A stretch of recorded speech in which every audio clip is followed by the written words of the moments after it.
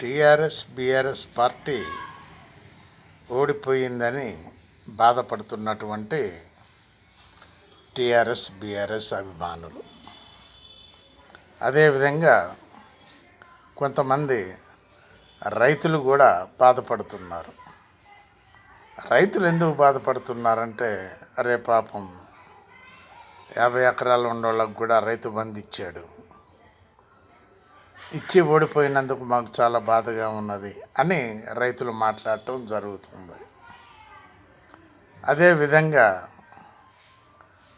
మాకు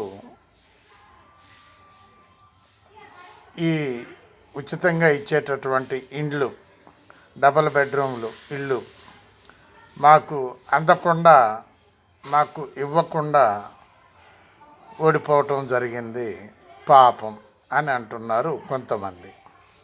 మరికొంతమంది ఏమంటున్నారంటే, తిహార్ జైల్లోకి వెళ్ళి రావటం అనేటటువంటిది మహా చెడ్డ పేరు తెచ్చింది ఆ కుటుంబానికి.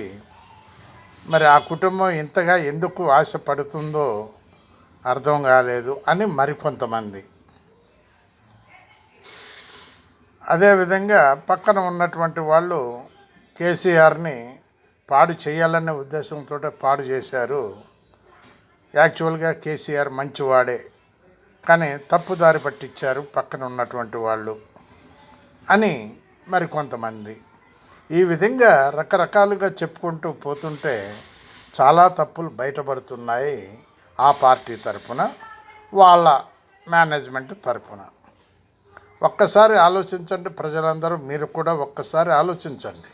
ఎందుకు ఓడిపోయారు, ఓడిపోవలసినటువంటి కారణాలు ఏంటి, ఎవరిని తిడితే ఓడిపోయారు అనేటటువంటిది ఒక్కసారి ఆలోచించండి మీరందరూ. కొంచెం బాలసాని వీరప్రసాద్, హైదరాబాద్.